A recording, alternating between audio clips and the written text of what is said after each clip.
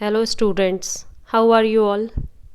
आज मैं आपके लिए लेकर आई हूँ अनसीन पैसेज, क्योंकि एग्ज़ाम में इंग्लिश के एग्ज़ाम में मार्क्स कम आने का एक कारण है unseen passage, unseen poem. Book में नहीं रहते हैं, बच्चे इसे याद नहीं कर पाते हैं, तो वो फिर इसे अटैम्प्ट नहीं करते हैं, छोड़ के आ जाते हैं और फिर मार्क्स कम आते हैं। तो अनसीन पैसेज अगर आप चाहते हैं आप एग्ज़ाम में अच्छे से अटैम्प्ट करके आएँ, तो उसके लिए आपको इसकी प्रैक्टिस करनी पड़ेगी। इसीलिए मैं आज आपके लिए अनसीन पैसेज लेकर आई हूँ।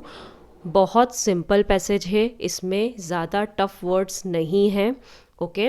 और मैं इस पैसेज को एक्सप्लेन अभी नहीं करूँगी, मैं सिर्फ रीड करके बता दूँगी, क्योंकि कुछ बच्चे ऐसे भी होते हैं जिनकी रीडिंग प्रॉपर नहीं होती है, उन्हें रीड करना ही नहीं आता है प्रॉपरली, वर्ड का प्रोनाउंसिएशन गलत कर देते हैं। तो होता क्या है कि फिर समझ में नहीं आता है क्या लिखा है।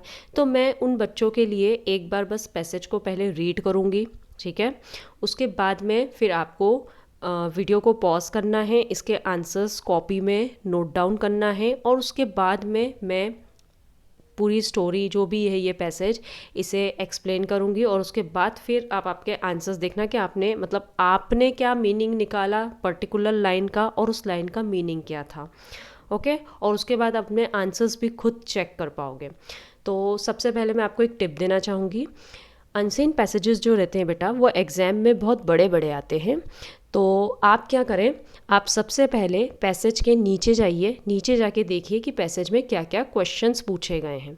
आप एक बार क्वेश्चंस पढ़ लोगे, क्वेश्चंस आपके दिमाग में रहेंगे, तो क्या होगा कि जब आप पैसेज रीड करोगे तो दो मतलब अगर अगर पैसेज में 5 से 6 क्वेश्चन पूछे गए हैं, तो 2 से 3 क्वेश्चंस तो ऐसे होंगे कि आपको उनके आंसर्स ढूंढने नहीं पड़ेंगे। आप पैसेज को रीड करोगे ना, तभी आपको आंसर्स मिल जाएंगे।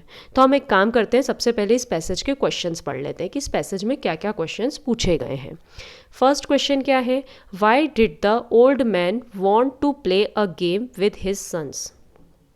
Second, what did the old man ask his sons to do. Third, what happened to the sticks when they were all put together? And the fourth, what lesson did the sons learn? मैंने एक भी question explain नहीं करा है, अभी आपको meaning अपने आप से समझना है, क्योंकि एग्जाम में आपको मैं नहीं मिलूंगी, या कोई भी टीचर आपको ऐसे पूरा पैसेज या पूरे क्वेश्चंस का मीनिंग नहीं बताने वाली है। आपको खुद चीज़ों का मीनिंग समझना है और आंसर्स ढूंढना है। तो चलिए, सबसे पहले आप समझ गए आपको एग्ज़ाम में क्या करना है। आपको सबसे पहले एग्ज़ाम में क्वेश्चंस पढ़ने हैं। अब हम स्टोरी पढ़ना स्टार्ट करते हैं। बहुत आराम से पढ़ूंगी। जिन बच्चों की रीडिंग अच्छी नहीं है, वो एक एक वर्ड का प्रोनाउंसिएशन ध्यान से सुन लेना, तो उनकी रीडिंग में भी सुधार होगा, और धीरे धीरे पढ़ूंगी तो आपको समझ में भी आ जाएगा।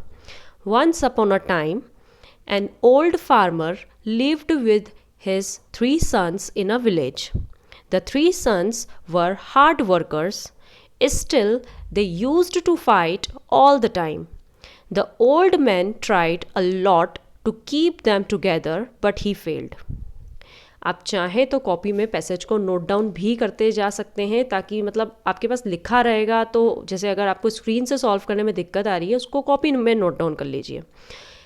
After a few months, the old man fell sick. He begged his sons not to fight, but they did not listen to him. So he decided to play a game with his sons.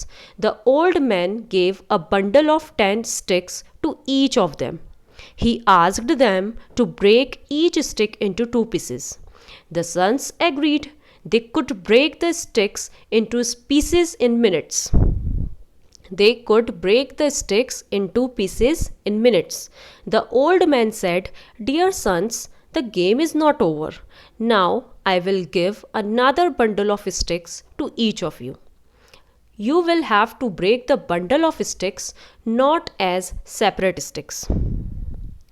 The sons agreed and tried to break the bundle of sticks.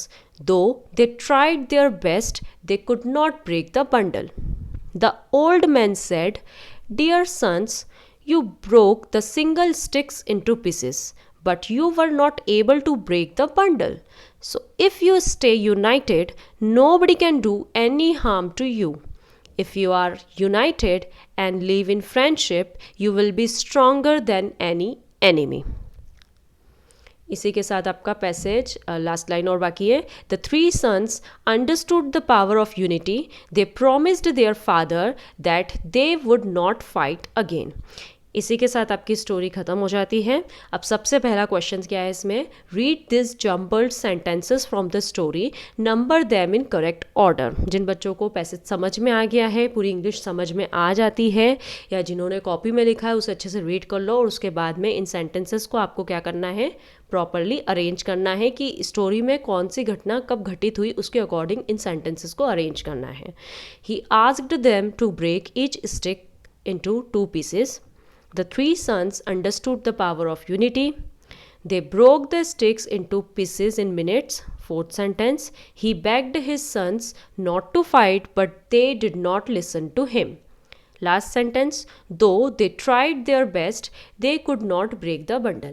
अब मैं आपसे request करूँगी कि आप video को यहीं pause कीजिए, और सारे क्वेश्चंस आई होप आपने कॉपी में नोट डाउन कर लिए होंगे, या फिर वीडियो को जब पॉज करके आपने इनके आंसर्स लिख लिए होंगे। तो आप वीडियो को पॉज कीजिए, सारे आंसर्स लिखिए, उसके बाद वीडियो में आना और फिर स्टोरी का मीनिंग समझना।